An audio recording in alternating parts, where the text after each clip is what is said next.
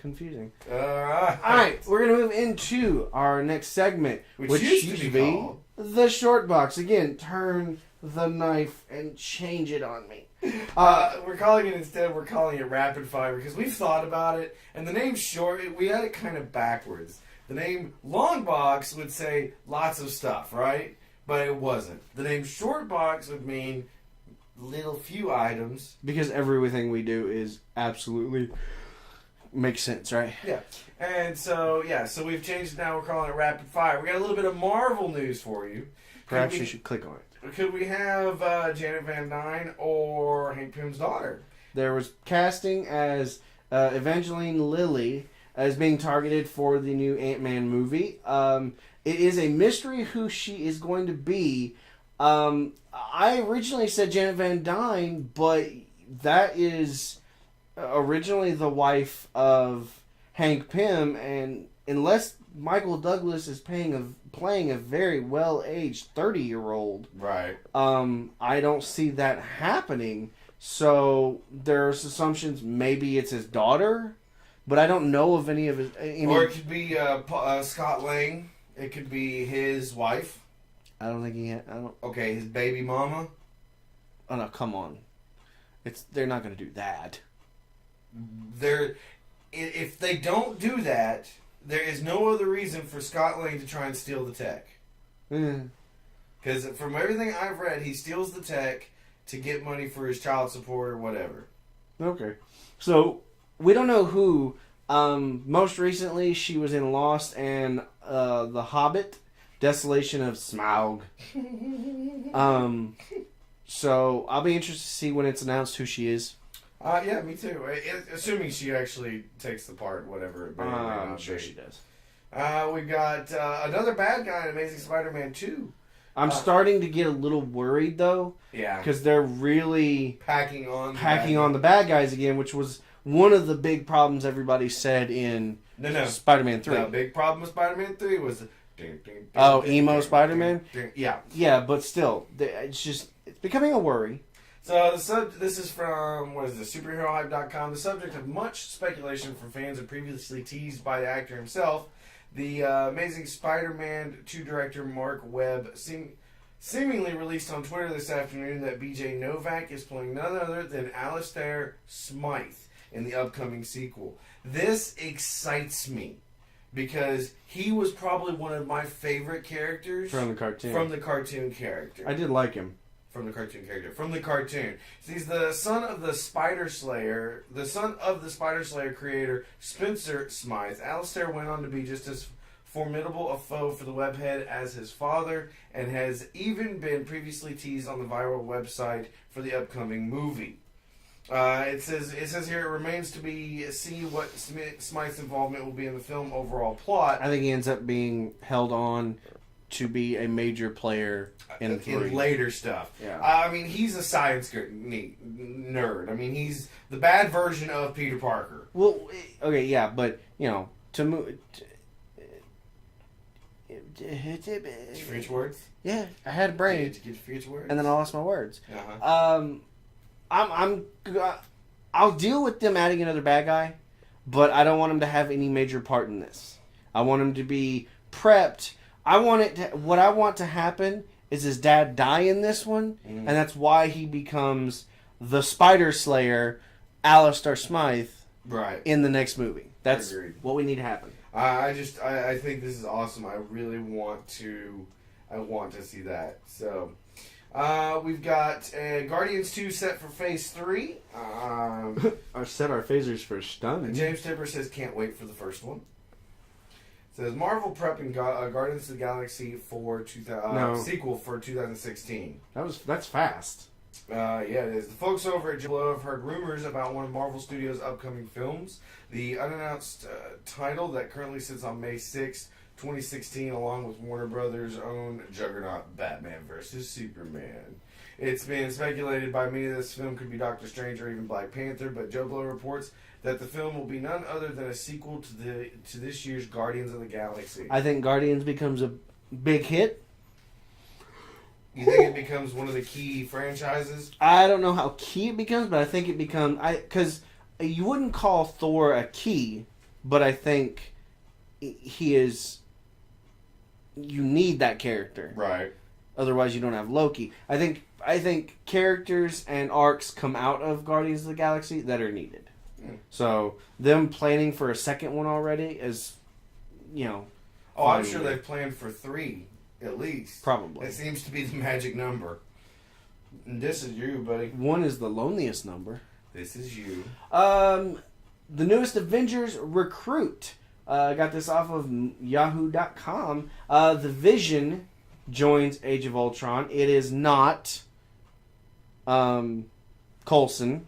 We've discovered this, and for those that have kept up with Agents of S.H.I.E.L.D., it's not him. It has been released that Paul Bettany is going to be Vision. Most recently, everybody knows him as Jarvis inside Tony Stark's head. Right.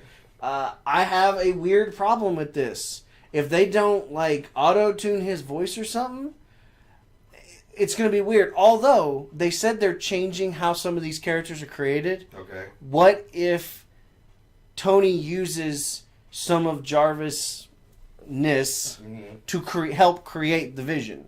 That's how that happens. Okay. Not Tony. The bad guy. I can't think of his name right now. Ultron. What if he hijacks Jarvis and puts him in the Vision, and that's why you get the voice? I was a little confused by the news when it happened. Right. Let's see if there's anything else in the article. There's a lot of stuff. But we're pretty sure that this version is going to end up on Agents of S.H.I.E.L.D. Maybe. Coulson's seeming resurrection. Did they explain how he got resurrected? Yep. You need to catch up. Oh, bloody hell. Let's move on. So, I'm excited. That's cool. I actually like your theory on that. I came up with it today. Ultron turns Jarvis into Vision. No, I think Ultron hijacks a set of Iron Man armor, morphs it into a temporary Vision, and then creates a new body for the Vision using blah, blah, blah, blah, blah, blah, blah, hence Vision. Right. We got some comments on Facebook page about this post. Daniel Hall says this would be sweet. Vision was always one of my favorite Avengers. And while I cannot be sure if he could do the part physically, he has proved many times as Jarvis that he can do the dry android acting with ease. Dave Townsend said, I'm okay with that. He plays strange characters quite well. One of my favorite versions of him is Chaucer from A Knight's Tale. Right. I love that character, so I've liked him for years. Moving into DC news, there's going to be there were the talks of the differences between Arrow and Flash from producer Greg Berlanti. And his quote is simply, Barry is different from Oliver. He's a man of science and has more of a sci-fi bent, whereas Arrow has a bit more of a crime bent. We often talk about how Oliver comes off like a pessimist, but deep down he's an optimist and has hope. Barry lost his mother at a very young age. His father was sent to prison for murdering his mom. He's gone through a lot of stuff. On the surface, he's bubbly and upbeat and seems like an optimist, but deep down, maybe there's no hope left. Right. So there's a really nice contrast to each other, and the show functions in that way, I think. Certainly in the plot script, Barry has an effervescence and a lightness that, but there's still a dark wall beneath, or well beneath. I like the differences, I think. I like the way it's described, I mean, he's bubbly, but, so much crap has gone on in his life, there's going to be that dark undertone to him. I don't think it gets near as dark sometimes as Arrow did. Right. But Arrow doesn't get as dark as it used to, but it still continues to be a good show. I hope this turns out really well. We did get to see the accident in Arrow. Right. The chemical accident. So, I like the fact that they're, he's going out of his way to say, look, these characters, it's not going to be Flash and Green Arrow and, they're the same person, 2 different suits. Right. They're going to be separate entities. I loved his version. I loved Barry. Right. I really did like that character. I think trying to find out who killed his mom is going to be a big thing, and when they find out it was Reverse Flash. We got a couple other things from Berlanti. It says we've talked a lot on Arrow about the particle collider and Harrison Wells and Star Labs, and so you'll see Star Labs as an active part of the show. And it's also in here, in the event that the Flash pilot isn't picked up to series, Berlanti says they'd likely try and keep Grant Gustin on Arrow. So it'd be kind of like when you ended up with Green Arrow on Smallville. Right. He'd end up becoming a series regular. I don't think that's going to happen. I think people are excited about this. Right. So I think it's going to end up staying. I agree. I think this is going to be a very good thing. I like the differences, though. This week, Jim Gordon was announced for the new Gotham television show for Fox and Warner Brothers, and it's Ben McKenzie, who is famous for his roles on Southland and the OC. I've never seen Southland. I watched OC with my girlfriend in college. I actually liked him then. Right. But it means you're getting a very young Jim Gordon. Right. Ben McKenzie went to a Twitter and said, "All I can promise is I will do my best not to screw this up. Can't wait to get to work." It says we got Bruno Heller from The Mentalist and Rome wrote the pilot script and will serve as an executive producer, and Danny Cannon from CSI and Nikita will direct and executive produce the pilot. I mean, I'm okay with having a younger Gordon, but I don't know what you lose from having that. Do you lose anything from the character? Right. A little more Flash news from FlashTVNews.com. Candace Patton is Iris West in The Flash. Go ahead. It just says that she is from the game. She landed the role as Iris. Iris is described as fast-talking and quick-witted. This isn't her first superhero project. She was in 2 episodes of Heroes. Back in 2009. So, this is cool. I don't know much about her, but she's quite pretty. As I've always said, either lower end or unknown talent is perfectly fine with me for all these superhero movies. Because you don't have... Lower known, not lower end. Yeah, well, you get what I mean. You don't have any baggage from previous characters that these actors have portrayed. Right. And you get to see them as these characters. Right. So, you know. Here you go. You were excited about this. Gary Oldman in talks for Star Wars. There's a possibility that Star Wars is going to try and pull Gary Oldman into the mix, and I was all giddy because damned if he wouldn't make a cool Sith. Right. Wouldn't it be badass for like him to just have been like a lost Sith out there? He's either a Sith or a lost Jedi general. Right. Either way, he's got the Force. Yeah, of course. And it's gonna be badass. Apparently, Gary Oldman has replied about this, and he says, they've called, Oldman replied, hesitating on a follow-up. I'm more cynical about it, casting now. I believe it when I'm on the plane home. You know, the deal isn't done until then, but yeah, they've inquired. If they're actually doing this, I'm down. That's putting a good actor into this series. Right. I agree. I completely agree. Was he in RoboCop? Apparently he's in RoboCop. Apparently. Here we go, Greg. This is some great news for you. Read it. I don't care. This is from JoeBlow.com. It says, apparently the XXX3 script will be completed by next month, says Vin Diesel. Vin Diesel is very hot right now. Right, Greg?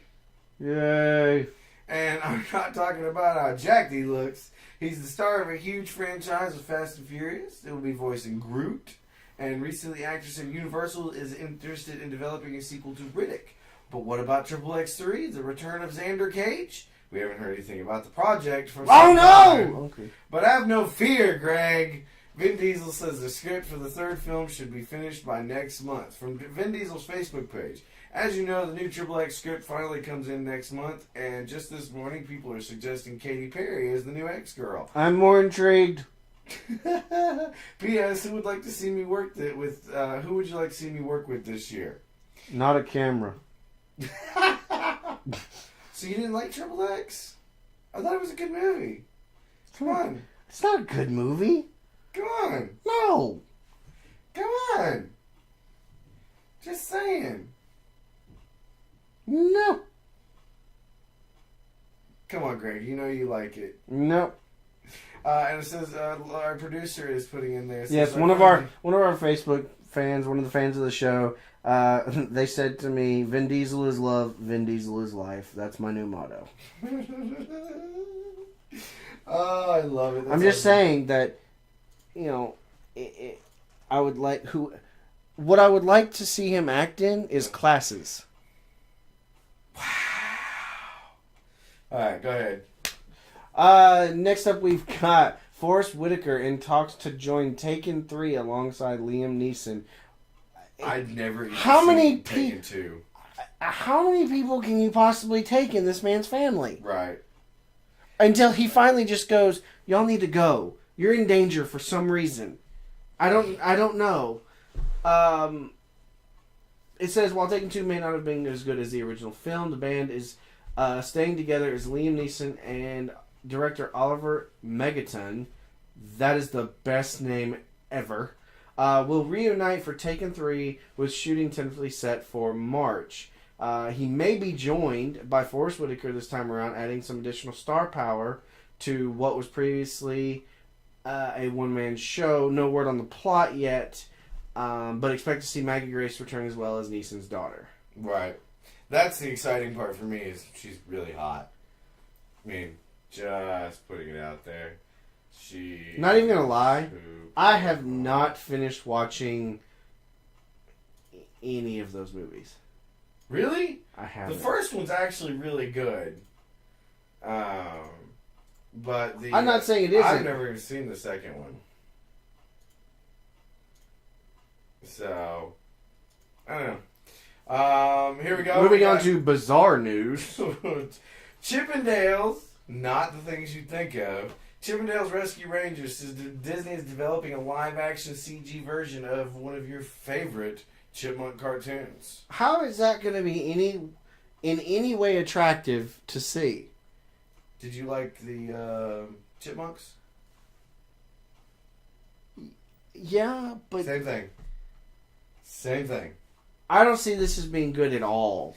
Walt Disney Pictures is developing a live-action version of Chippendales, says The Hollywood Reporter. According to the trade, the studio has picked up a pitch by commercials director Robert Rugen for a movie to be produced by Mandeville Films /TV. Mandeville is the Disney-based production company run by David Hoberman and Todd Lieberman. That's just hilarious. That is also the studio behind the Muppets franchise. Why kill everyone's childhood? Speaking of that, we did have a little comment on the Facebook page. Lee Baker says, "Why ruin everything?" Then we got some TV news. This is a sad day for you. Yes and no. It's expected to happen. It lasted a lot longer. USA announces that Psych is going to end after its current 8th season. I fell off on watching it, to be honest. I had to. Not because I didn't like it, just because I fell off. Right. USA will be bidding farewell to the long-running drama Psych, as the cabler has announced that the detective series' current season will be its last. Final episode will air on March 26th and will be followed by an hour-long after show featuring a Q&A with the cast and show creatives. I love that this show lasted 8 years. I'll buy every season because it is This, Scrubs, and a couple of other shows are completely rewatchable for me all the time. Right. So, kudos for making it this long, but I think it is time to go. Right. This is just... I don't know. I haven't watched it in a while. We'll just have to see where it goes. We got a little Constantine news. Apparently, we're supposed to expect a blonde British John Constantine. Which is the real version! No word yet on what actor will play the foul-mouthed occultist in the show, but Bleeding Cool reckon they've at least confirmed that this incarnation will be a lot truer to the comic book character than Keanu Reeves' big screen version, man. And when it was announced that Hellblazer John Constantine will be getting his own NBC series, many fans were concerned that we'd be getting another Americanized version of the character. but according to Bleeding Cool, we can rest easy on that front as whoever ends up in the role, he will be playing a blonde-haired Brit. The site maintained that although they may not cast a British actor, Constantine will be a Londoner and he's going to talk with his accent. In the comics, JC originates from Liverpool and would have a very distinctive Scouse accent. I wouldn't hold out for that. However, this is still very encouraging news. Who do you think could play Constantine? Not a clue.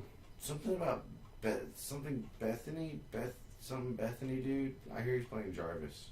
Shut up. What? He's blonde hair. He's got a British accent. I think he's too old. You're gonna end up with a younger guy. Oh, fair enough. Some video game news. Uncharted is getting a director. I don't know why there still hasn't gotten a movie.